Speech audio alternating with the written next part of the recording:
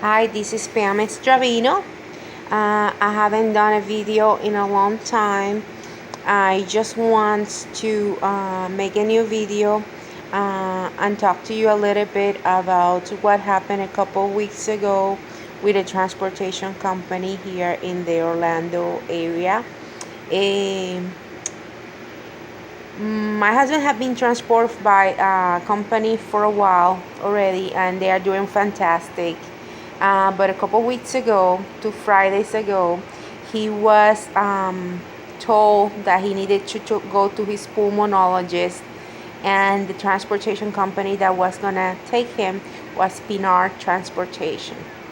Um, when I found out that Pinar Transportation was the one transporting James to his doctor's appointment, I called Logistic Care and I informed Logistic Care that this company not only refused to drive my husband wheelchair, knowing that he is blind and that he cannot get inside the vehicle and the lift by himself, that it could hurt him, it could harm him.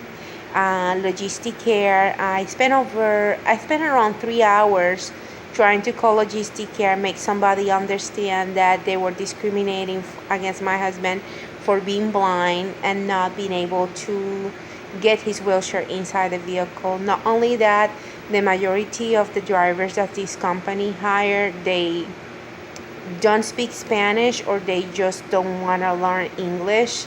I'm sorry, they only speak Spanish or they just don't want to learn English. But the issue is that I called Logistic Care. I spoke to many representatives. I spoke to three different people.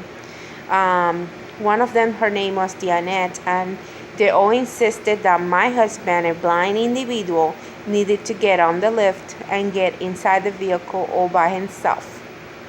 And um, honestly, with you, I'm a big girl. I do not think that is reasonable that they wanted me also to climb on the lift and drive the wheelchair inside the van. Um, I spent around 3 hours trying to make them change the transportation company, not only because my husband only is blind, because my husband only speaks English. Yes, I do speak Spanish, but that's not part of my job.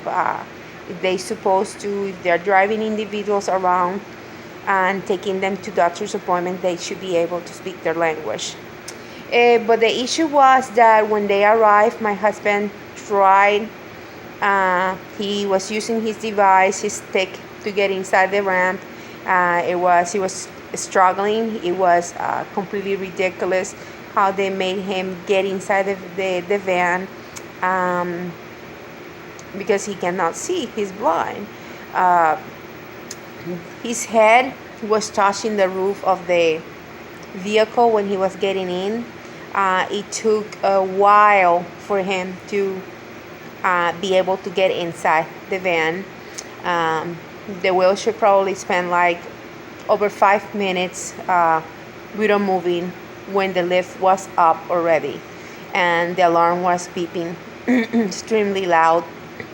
My husband got inside the vehicle with the Spanish directions of a driver who kept insisting he didn't speak any English. I observed everything. It wasn't not possible for me to climb on the lift and get him inside the vehicle with the two of us on the lift. That wheelchair weighs over 400 pounds, and I'm a little over 260. They made him get inside the vehicle like that. This is Pinar Transportation.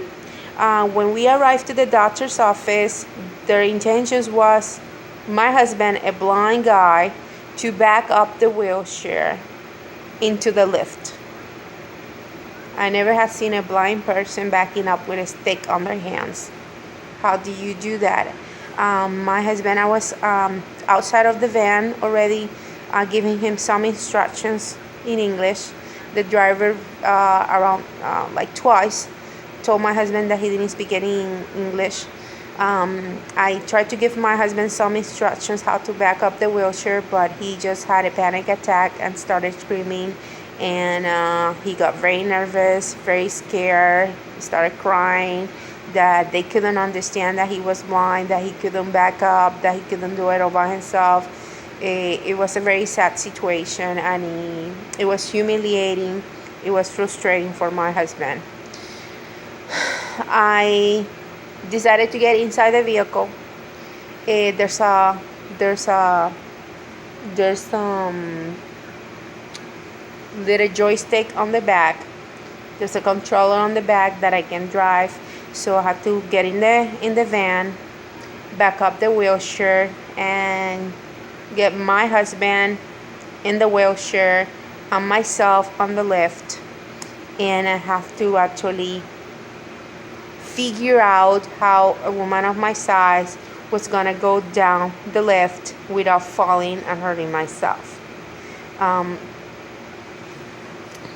my husband was very scared. I was also very scared because under the American with Disabilities Act, these individuals and these companies that are transporting patients with disabilities, they do supposed to assist them. I'm not making this up. If you are transporting someone with a disability, you do need to be trained, not only with a sensitivity training that allows you to be more compassionate and more helpful towards a person with a disability. You need to be trained in how to operate the different devices. If they push manual wheelchairs, if they help people with walkers, they should be able to also operate a power wheelchair. The transportation company, before they pick him up, I called them, and the lady just decided to argue with me about me speaking Spanish, a thing that I do not understand because they are not providing the service to me. They're providing the service to my husband, who only speaks English.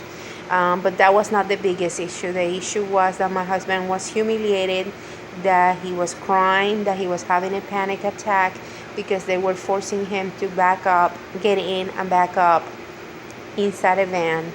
And they made me climb on the vehicle and get in a lift and then jump down the lift. Completely unacceptable. When we call logistic care and we file complaints with ACA, and we file a complaint with the Department of Justice for violations to American with Disabilities Act, and we also file complaints with Orange County EMS Board. The only ones who answered was ACA and United Healthcare. And Logistic Care called me back, and the representative for Logistic Care, who works quality of care assurance, called me with his attitude to tell me that I was incorrect and that they were not supposed to assist my husband. After I gave him a lecture on the American with Disabilities Act and the rights that my husband has as an individual with disability, I asked him if he had anything else to add, because it looks like he was not interested at all and he was being just stupid. I asked him if he had anything to add, and he said no. So I just hung up the phone, and 10 minutes later, he was leaving me a message on my phone that he had some more information to give me about the case. When I called him back, he apologized and he told me that I was right, that one of his managers informed him that Pinar Transportation was not following the proper procedure. I suggest you all, if you are in the Orlando area, to do never transport with Pinar Transportation. They're not only unprofessional, and they will be yelling you on the phone that you have to speak Spanish to them instead of them speaking English to the patient. They will not only do that, they also will humiliate your family member who has a disability In my husband's case, he's blind, and they will they will treat you like you have no rights and with no respect. You have a good day, and don't forget the name of the company, Pinar Transportation. And you have a good evening.